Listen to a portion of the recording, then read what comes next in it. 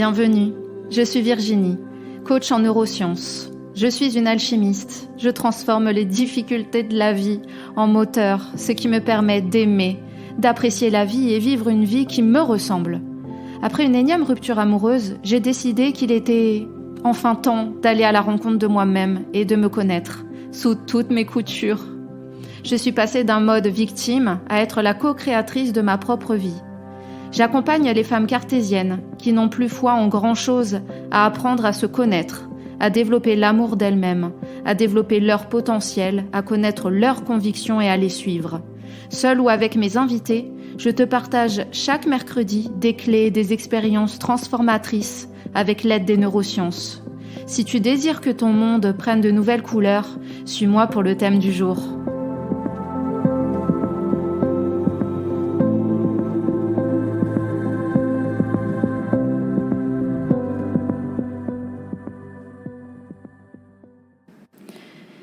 Chère auditrice, aujourd'hui c'est un jour très spécial. C'est le premier épisode du podcast Les Cartésiennes Reconnectées. Cet épisode s'intitule Cartésienne et fière, mais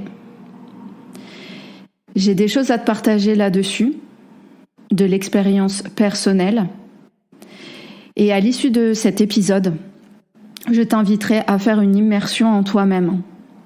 Aller faire un petit état des lieux par rapport à ce que je t'ai dit durant cet épisode.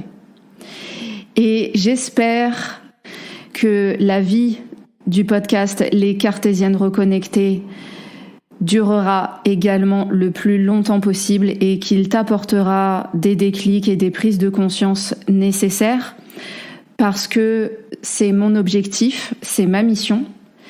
Et je t'avoue qu'aujourd'hui, je suis un petit peu stressée. Je sens le trac. C'est le tout premier épisode. C'est une nouvelle aventure pour moi. Comme pour toi, plongeons dès maintenant. Je vais te partager une expérience qui m'est personnelle pour illustrer l'épisode d'aujourd'hui. Je me suis rendu compte que le fait de faire appel énormément au mental, à la raison, à l'explication des choses, m'emmenait dans une dérive totale. Et justement, le jour où j'ai pris conscience que ce côté cartésien que j'ai et que j'ai toujours, m'emmenait à ma perte. C'était quand ma maman est décédée. À ce moment-là, je me suis rendu compte que finalement, je ne croyais en pas grand-chose. Je me disais que ma mère avait vécu pour rien, qu'elle n'était plus, que son corps de matière était enterré au cimetière et qu'il ne restait plus rien d'elle, aucune trace sur cette planète de cette existence, de cet amour que j'ai vécu avec elle pendant 31 ans. Et je partais totalement à la dérive parce que je n'avais aucun espoir. Mon mental essayait de me persuader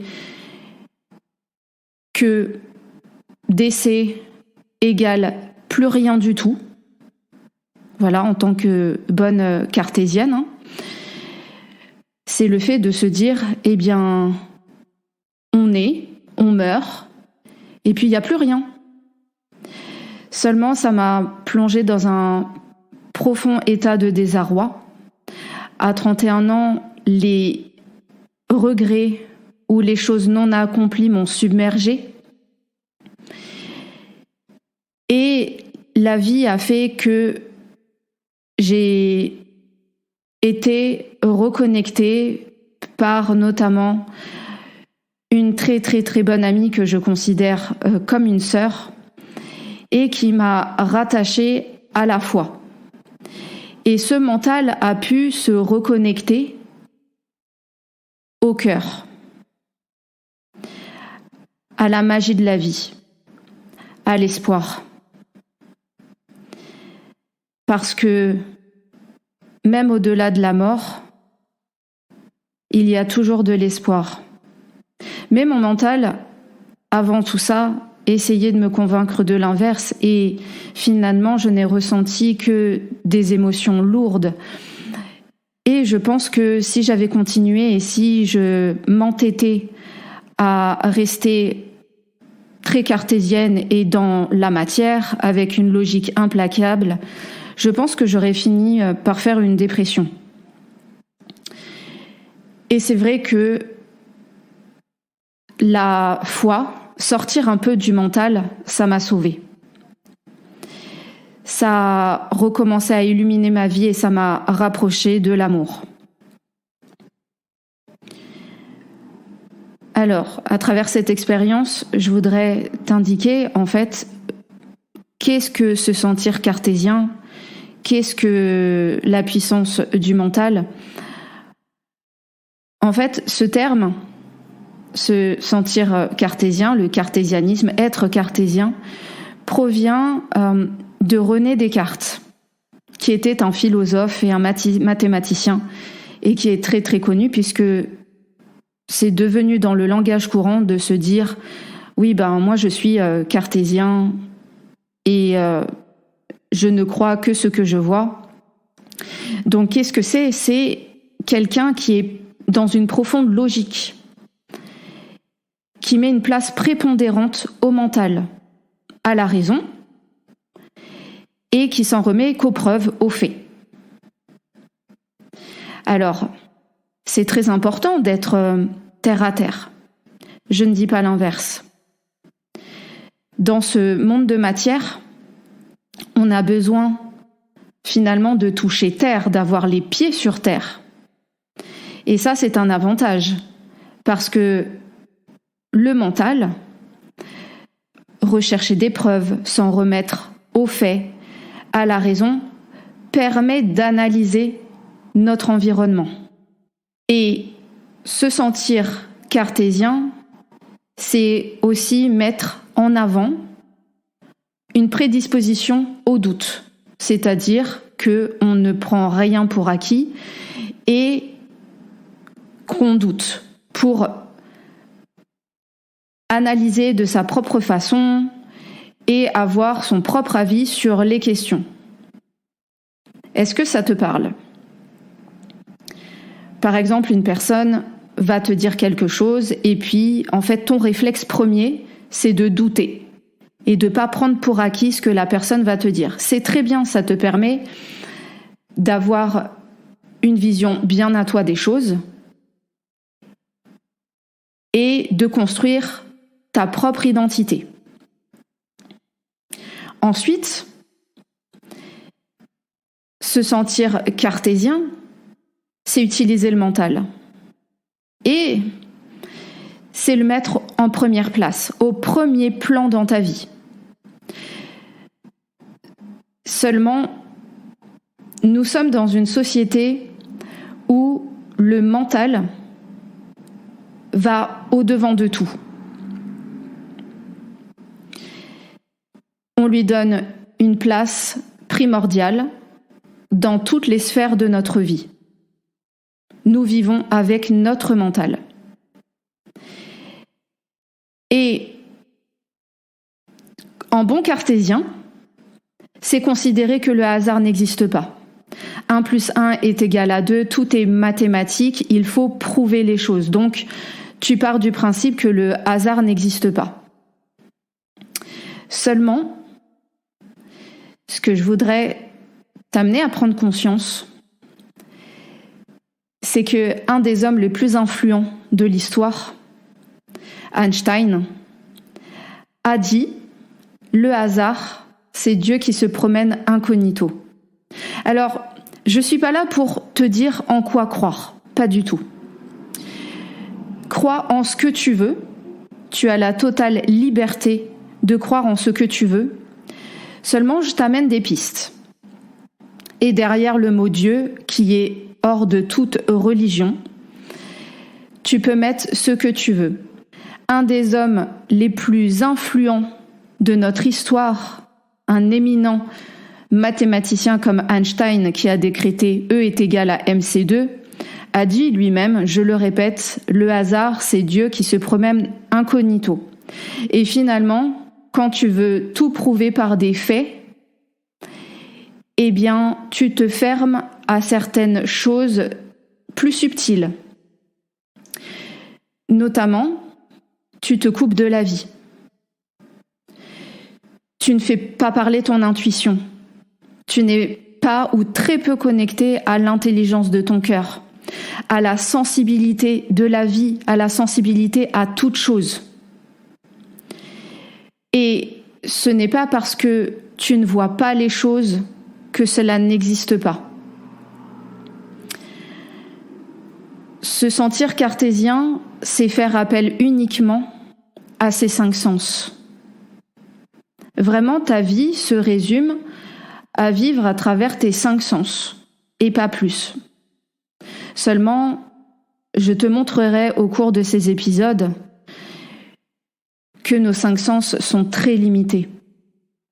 Et tu le vois très bien, par exemple, une personne qui est aveugle depuis la naissance ou qui perd la vue au cours de son existence.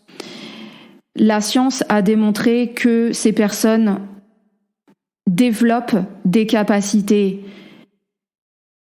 encore plus grandes, vont faire évoluer les 4 autres sens, puisque, par exemple, si c'est la vue qui a été perdue, eh bien, la personne va développer l'ouïe et tous ses autres sens, mais elle acquiert aussi un développement de ses capacités extrasensorielles, à la sensibilité, la chose plus subtile qu'on ne voit pas. Et finalement, plus tu mets de place à ton mental, et plus tu deviens matière. Qu'est-ce que ça veut dire ? Ça veut dire que tu ne vois les choses qu'à travers des explications, qu'à travers les problèmes. Et les solutions sont plus réduites parce que tu es plus fermé, ton mental te renferme. Et plus tu es matière, plus ton champ d'énergie autour de toi se rétrécit. Alors ça va peut-être te parler un peu chinois tout ça, mais la physique quantique reconnaît et prouve l'existence d'un champ d'énergie autour de toi. Donc tu vois, finalement, cela existe et tu ne le vois pas. Et les plus grandes traditions asiatiques le savent et le reconnaissent depuis des millénaires. Et ce champ d'énergie, c'est ce champ d'énergie vitale qui te permet d'être en bonne santé. Et ce champ-là, plus tu es dans ton mental et plus il se rétrécit, tu es moins connecté avec tes désirs de ton cœur. Tu es plus dans le doute, la vie est plus fade. Tu doutes en ta capacité de guérison, tu doutes en ta capacité à vivre une vie épanouie, tout se réduit. Et tu peux même considérer finalement que, oui, les rêves, c'est inatteignable. Qu'est-ce que c'est les rêves ? Oui, c'est quelque chose d'un peu perché, farfelu. Et finalement, tout devient beaucoup plus rétréci. Et j'aimerais que tu ressentes ça, que tu puisses en ce moment fermer les yeux et sentir la différence entre douter et espérer. Ressens ces 2 mots. Douter et espérer. Qu'est-ce que ça provoque à l'intérieur de toi ? Et finalement, quand on est énormément dans son mental, on se coupe aussi d'une chose essentielle qui sont les émotions. Puisque tu vois la vie qu'à travers ton mental, finalement, les émotions qui sont rattachées à quelque chose de plus subtil, tu as vraiment du mal à les identifier. Ou alors, ta raison va te dire non, non, non, je ne veux pas ressentir ça, et tu vas refouler. Tu refoules les émotions, ces informations très importantes dont je te parlerai lors des prochains épisodes. Les émotions sont rattachées à du subtil, à une énergie beaucoup plus douce, alors que le mental, lui, c'est une énergie beaucoup plus forte, beaucoup plus inquisitrice. Voilà, on se dit « je veux ceci, je ne veux pas cela ». Alors que le cœur, lui, il est dans un susurre, dans un murmure de ta vie, de ce que tu vis au quotidien. Un des autres inconvénients à rester dans le mental, à être dans le mental toute sa vie, c'est se fermer finalement à la magie de la vie. C'est se fermer à l'émerveillement. Est-ce que tu es quelqu'un qui t'émerveille dans ta vie ? Pour te démontrer un peu cela, sur le fait qu'il y a beaucoup de choses qui existent et qu'on ne voit pas, je voudrais te parler de Nikola Tesla.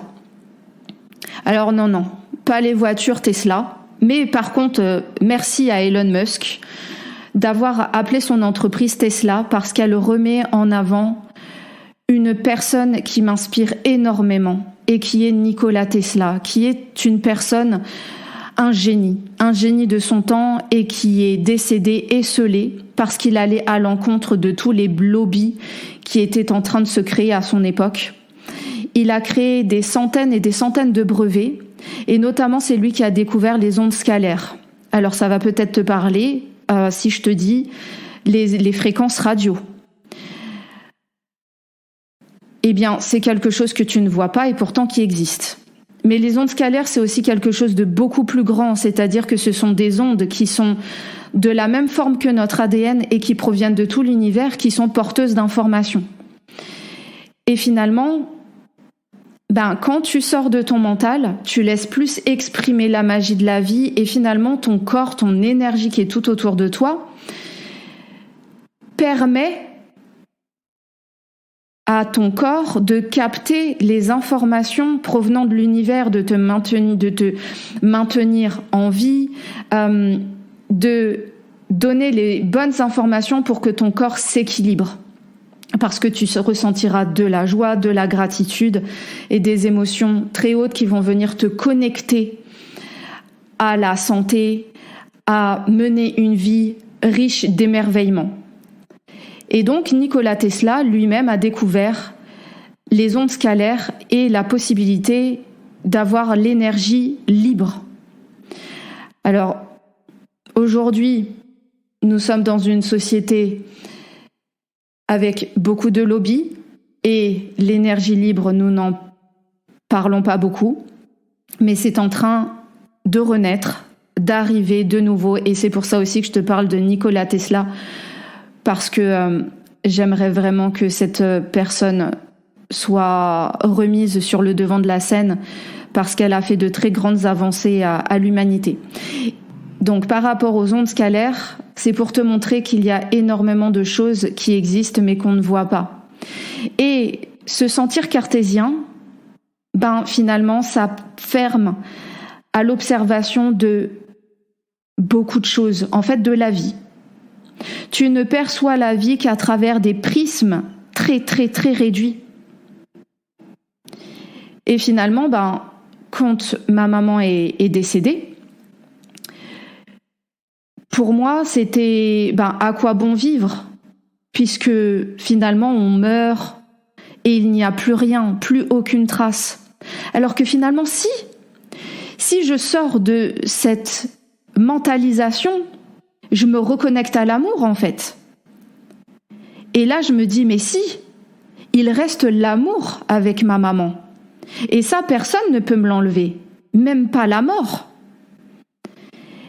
Et finalement, cet amour, je le ressens à l'intérieur de moi parce que je sors de mon mental et je vais plus dans mon cœur. Pour t'illustrer un autre exemple de la science, parce que je reste cartésienne, et comme je te le disais tout à l'heure, il y a des avantages à être cartésien et c'est même très important parce que ça te permet de rester les pieds sur terre. Mais finalement, pourquoi ne pas avoir les pieds sur terre et la tête dans les étoiles ? Qu'en penses-tu ? La physique quantique est une physique finalement qui est héritée d'Einstein et qui est complémentaire à Newton, qui est une science du déterminisme. Et finalement, la physique quantique, l'analyse de l'infiniment petit, a permis de montrer que dans un atome, il n'y a pas 99,9% de vide, mais 99,9% d'énergie. Tu te rends compte, cette révolution, ça veut dire que finalement, tout autour de soi, c'est de l'information. On croit que, par exemple, si tu es seule dans une pièce, tu crois que tu es toute seule, mais ton champ d'énergie, qui si tu pouvais le voir, tu verrais qu'en fait, la vie est partout. Elle est à l'intérieur de toi, elle est tout autour. Il y a des phénomènes extraordinaires de la communication avec l'univers, avec les astres, l'influence du soleil, l'influence de la lune, l'influence de chaque astre. Et ça, la physique quantique permet de le montrer. Et je te parle de ça pour t'inviter à sortir du mental et à voir au-delà des prismes, au-delà des croyances que le mental régit tout et règle tout. Le mental lui-même enferme. Mais par contre, le mental, avec la connexion avec des choses plus grandes, unit. Parce que le mental en soi, il n'est pas mauvais, c'est un outil. Mais ce n'est pas la raison d'être. Vois-tu la différence entre un mental qui régit ta vie et un mental qui contribue à mener une vie épanouie? Ce n'est plus le chef d'orchestre. Il fait partie de l'harmonie entre le violon et les percussions, l'harmonie de tous les instruments qui sont sur une scène musicale. Il n'est plus le maître.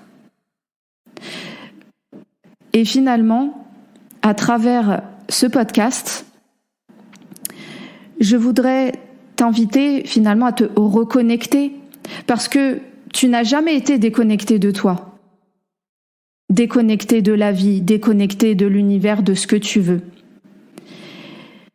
C'est juste à remettre la prise branchée au bon endroit et finalement à faire que ton côté cartésien soit une force et non plus quelque chose qui soit un réflexe dans ta vie sur lequel tu vas te baser pour vivre les événements de ta vie, mais avoir les pieds sur terre et la tête dans les étoiles, c'est le meilleur moyen d'être en harmonie avec la vie, de voir au-delà du voile, de s'ouvrir à quelque chose de plus grand et d'utiliser son mental pour rayonner en collaboration avec son cœur. Nous arrivons à la fin de cet épisode, mais je ne vais pas te laisser sans rien. Et j'aimerais maintenant que tu plonges à l'intérieur de toi-même et que tu me dises, d'une échelle de 0 à 10, à combien évalues-tu ta capacité à trouver une issue logique à ce qui t'arrive ? Quelle est la force de ton mental, par exemple ? Et également, je t'invite à trouver 2 situations de vie qui ont été des épreuves. Y as-tu apporté une signification logique ? Si oui, est-ce que cela t'a permis d'évoluer ? Est-ce que cela t'a apporté de l'espoir ou plutôt de la tristesse ? J'ai une autre question pour toi. Penses-tu que tout s'explique dans la vie ? Et à travers ces 3 questions, voilà, tu as la semaine pour y réfléchir, pour poser par écrit. Alors je t'invite à écrire car tu sais, le cerveau a besoin d'écrire et d'avoir une vision plus lointaine, puisque finalement, quand on est dans sa tête, on voit moins clair. Mais de poser sur papier, ça permet de de l'éclaircissement sur ce qui se passe à l'intérieur de soi. Et je t'invite à me rejoindre sur mon compte Instagram et à me partager tes expériences à travers la réponse à ces 3 questions. Et vraiment, j'y répondrai avec plaisir. Maintenant, tu as de quoi travailler au prochain épisode. Et moi, je te dis à très bientôt.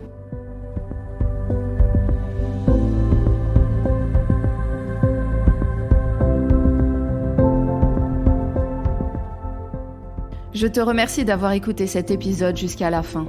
J'espère qu'il t'a plu. Sans toi et ta contribution, ce podcast ne peut exister.